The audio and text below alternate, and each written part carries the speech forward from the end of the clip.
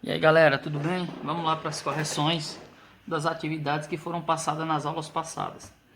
Então nós temos a primeira questão: determine a intersecção do conjunto A e B e a união do conjunto A e B, sendo o conjunto A, x pertence aos números naturais, tal que x é maior ou igual a 5. E o conjunto B, x pertence aos naturais, tal que x é menor que 7. Ou seja, esses dois conjuntos nós estamos trabalhando nos números naturais. Então vamos descrever os elementos do conjunto A. O conjunto A é formado pelos elementos que são maiores ou iguais a 5. Então a partir do 5, 5, 6, 7, 8, reticência.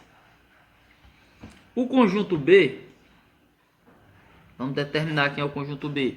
Nós vamos trabalhar nos naturais também. São todos os números naturais menores do que 7. Então, os números naturais menores do que 7, 0, 1, 2, 3, 4, 5 e 6. O 7 não entra porque não tem um igual embaixo, que inclui o número. Nesse caso aqui, o 5 vai entrar porque tem um tracinho embaixo. Ele está incluindo o 5. Ok. Agora, nós vamos fazer primeiro a intersecção. A intersecção com o conjunto B. A intersecção nada mais é do que os elementos comuns aos dois conjuntos, ou seja, os repetidos. Vamos lá, quem é que está nos dois conjuntos aqui? Nós temos quem? O 5 e o 6, o 5 e o 6. Então, os números que são comuns aos dois conjuntos são 5 e 6. Vamos agora fazer a união do conjunto A com o conjunto B. A união, como o próprio nome já diz, nós vamos juntar tudo, porém nós não vamos repetir elemento. Então ele já começa a partir de 0, 0, 1, 2, 3, 4, 5, 6, 7, 8 e reticência, porque ele vai até o infinito. Então está feito a união e a intersecção do conjunto A e B. Estamos trabalhando, nesse item A, estamos trabalhando no conjunto dos números naturais.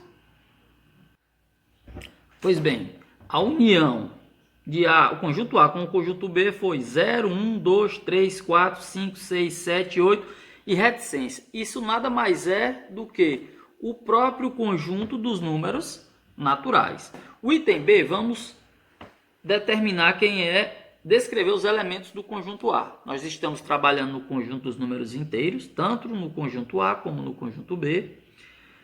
E nós temos que x é maior do que 1. Quais são os números inteiros maiores do que 1?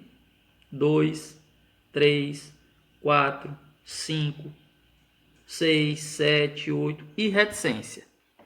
Vamos determinar quais são os elementos do conjunto B. Também estamos trabalhando no conjunto dos números inteiros. São os números maiores ou igual a 3. Então, inclui o 3. 3, 4, 5, 6, 7 e reticência, porque são infinitos. Vamos fazer a união A unido a B. Quando eu faço a união de A, vamos fazer a união nesse caso primeiro, depois a gente faz a intersecção. Quando a gente faz a união, vamos lá, 2, 3 está nos 2, então pega 3, 4, 5 e a reticência nos 2. Ou seja, quem é a união de A com B? 2, 3, 4, 5. É o próprio conjunto A. Então a união de A com B, nesse caso, foi o próprio conjunto A. Agora vamos fazer a intersecção. A, uzinho virado para baixo, intersecção com B. São os elementos que estão nos dois conjuntos ao mesmo tempo. Quem é que está nos dois conjuntos ao mesmo tempo? 3, 4, 5, 3, 4, 5, reticência. Só não está o 2. Então, quem é comum a todos os conjuntos aqui, no caso A e o B? 3, 4, 5, 6 e reticência. Quem é esse conjunto? 3, 4, 5, 6 e reticência. É o próprio conjunto B. No caso, a intersecção de A com B foi o próprio conjunto B. Letra C agora. Temos o conjunto A, nós estamos trabalhando no conjunto dos números inteiros, no Z. Quem é o conjunto A? X menor que 10. Quais são os números inteiros menores do que 10? Ele já vem aonde? De longe, ele já vem lá dos negativos. Ó, menos 1, 0, 1, 2, reticência, 8, 9.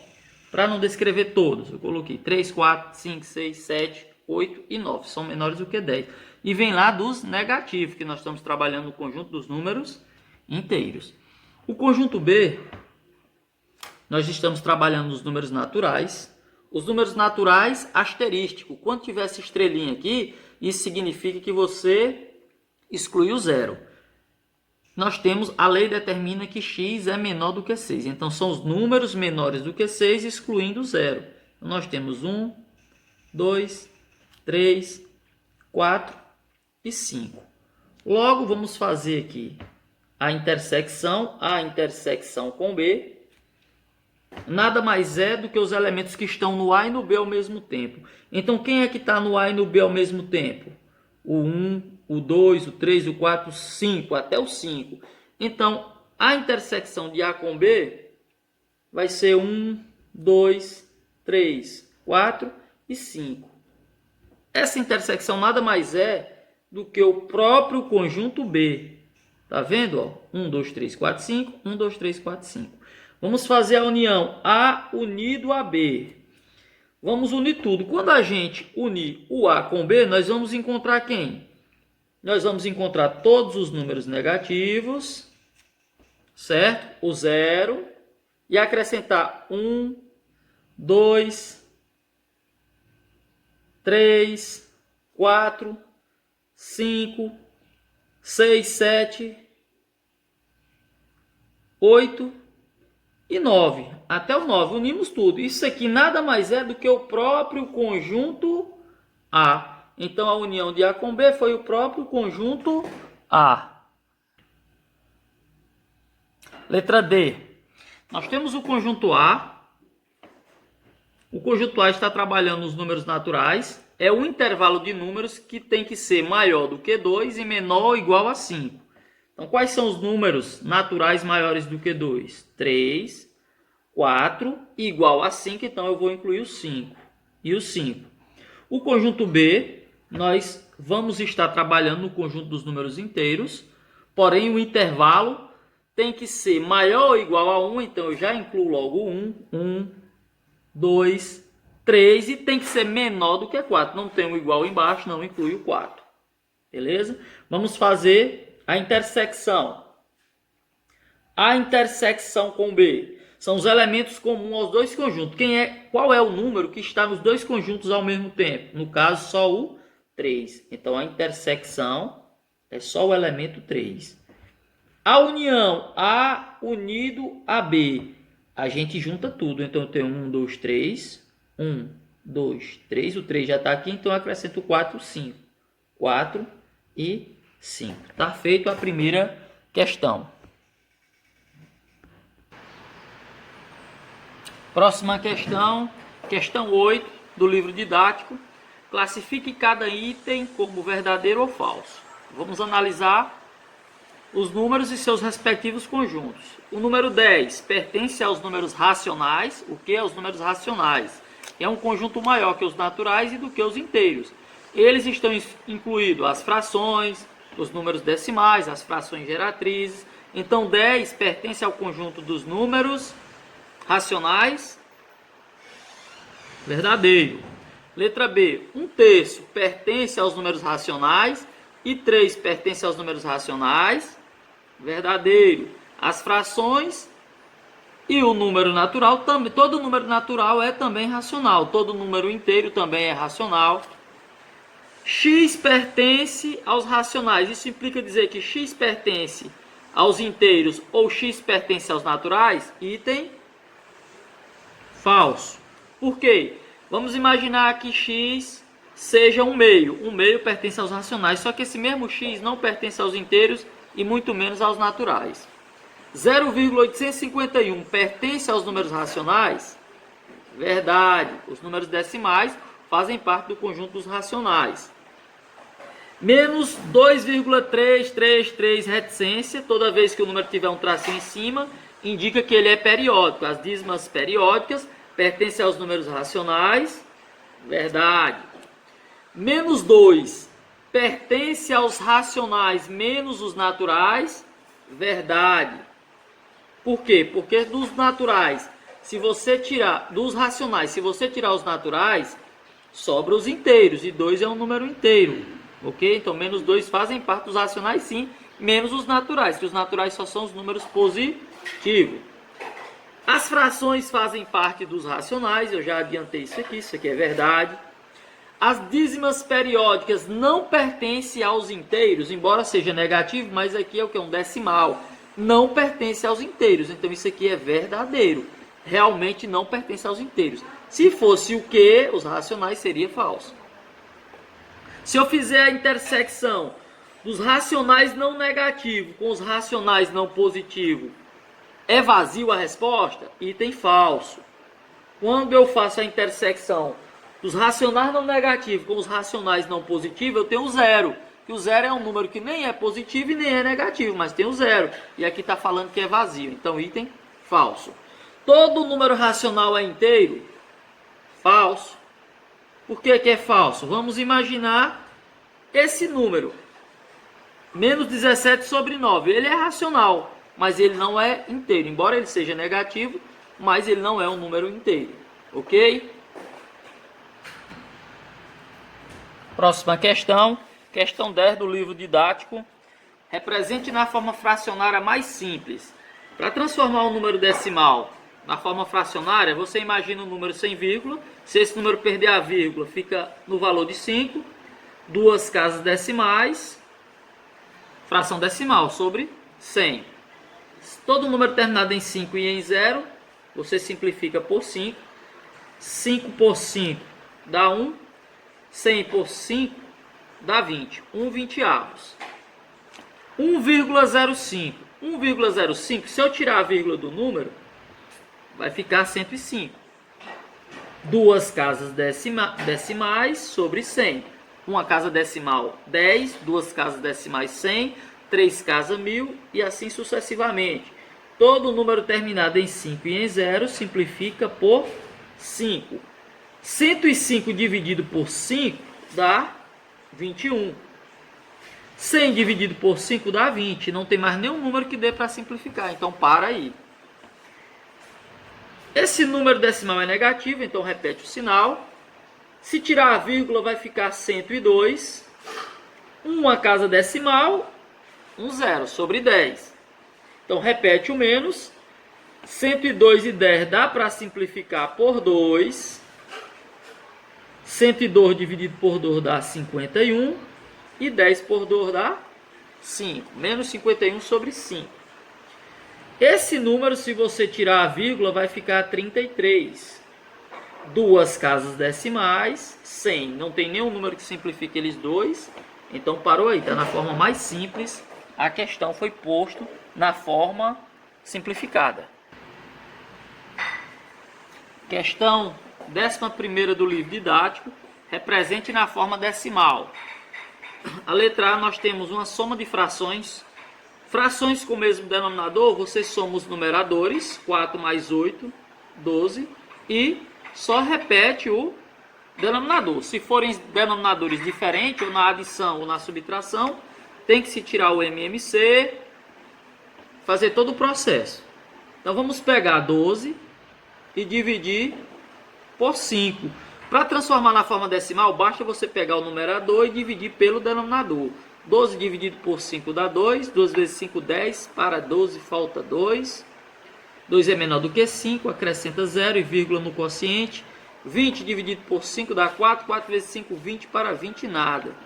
Então, a forma decimal dessa soma, dessas frações, dá 2,4. A letra B é uma fração decimal, cujo denominador é 100. Basta você colocar o número 57 e contar duas casas decimais do último número. É como se a vírgula estivesse atrás do último número da unidade. Ó. 1, 2. Então eu ponho uma vírgula e preencho com 0.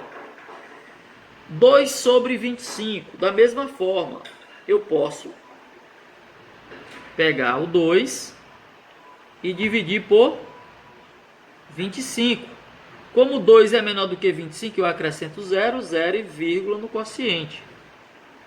Vou ter que acrescentar mais um 0, pois ainda está menor do que o divisor. Ficou 200, acrescento outro 0 no quociente.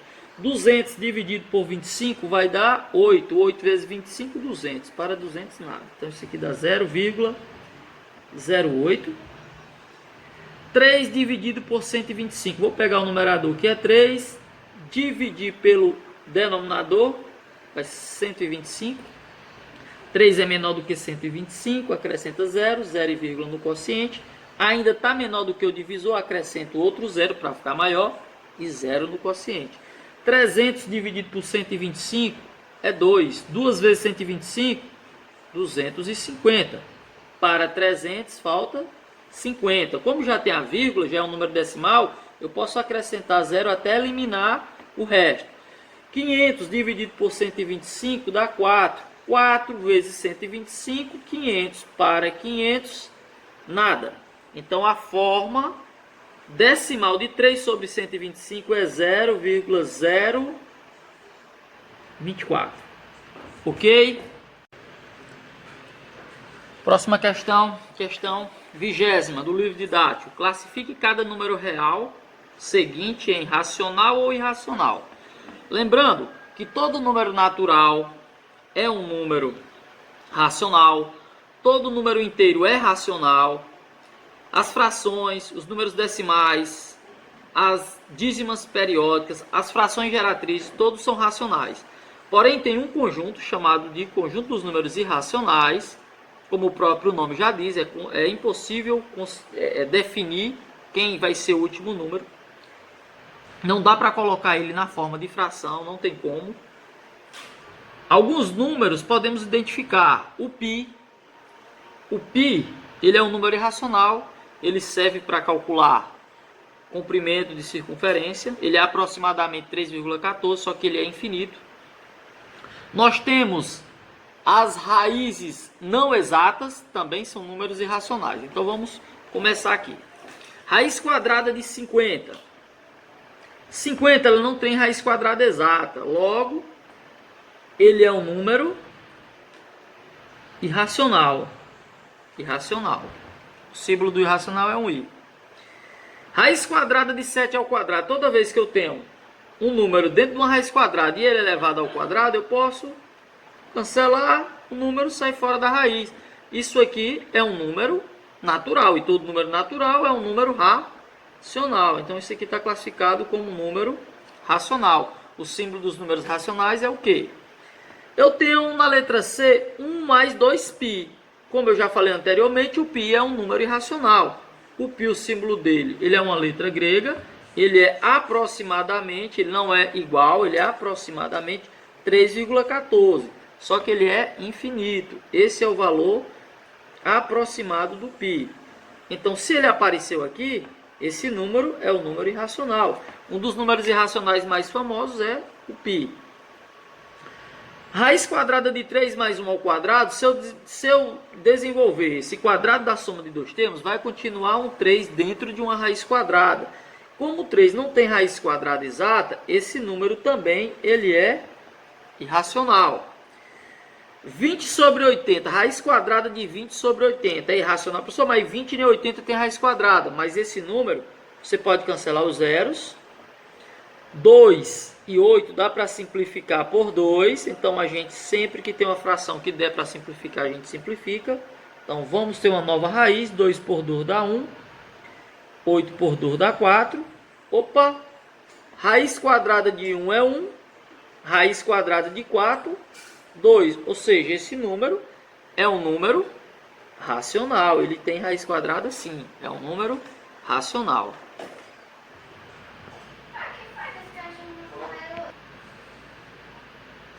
Questão 26 do livro didático sobre intervalos reais.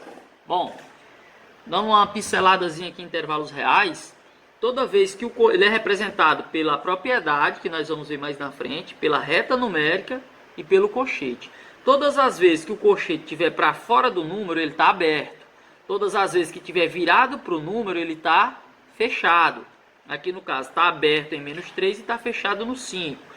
Esse símbolo é do infinito. Nós temos o menos infinito, os que estão à esquerda do número, e os que estão à direita do número é o mais infinito. Lembrando que sempre no infinito, tanto faz no menos infinito como no mais infinito, o intervalo é sempre aberto, tá certo? Então vamos lá. Represente graficamente cada uma dos seguintes intervalos. Primeiro intervalo vai de menos 3 até 5. Então eu vou colocar, ó, bolinha no menos 3. Ele vai até quem? Até o 5. Porém, na reta numérica, quando está aberto o intervalo, está aberto o menos 3, eu não pinto a bolinha. Mas no 5 ele está fechado, então eu incluo o número. Quando pinta a bolinha, quer dizer que ele está incluído. Então são os números que vão de menos 3 até 5. Está representado graficamente a letra A. A letra B, ele começa menos infinito até 2/3, só que no 2/3 ele é aberto. Ele vem lá do menos infinito, ó, lá do infinito. Ele vem até quem? 2/3. Então vou fazer uma bolinha aqui e representar 2/3. Porém, no 2/3 eu não vou pintar a bolinha, pois o cochete está para fora. Se tivesse virado para o número, eu pintaria. Então não inclui o número. Vai até ele, mas não inclui ele. Aqui eu começo com 7/5. Está virado para o número, está fechado. Então eu pinto essa bolinha. E ele vai até que número? Até o mais infinito. O mais infinito é para a direita. O menos infinito é para a esquerda do número. O próximo intervalo, letra D, nós temos aberto em 0. Então nós temos o intervalo 0, aberto, até 2. E o 2 também é aberto. Então não inclui nem o 0 e nem o 2. São somente os números que estão entre eles, 0 e 2. Letra E. Nós temos fechado no menos 1, então eu vou pintar a bolinha aqui no menos 1, porque está fechado, e ele vai até 1. Ele vai até o número 1, só que 1 está aberto, então não pinta a bolinha. São esses números que estão nesse intervalo. No caso, vai incluir o menos 1, mas 1 está fora, que não está pintado a bolinha. Quando a bolinha está pintada, inclui o número. Nós temos aberto em raiz de 2, então raiz de 2 aberto, não pinta. Ele vai até o 5. E o 5 também ele está aberto. Não pinta, pois os dois números são abertos.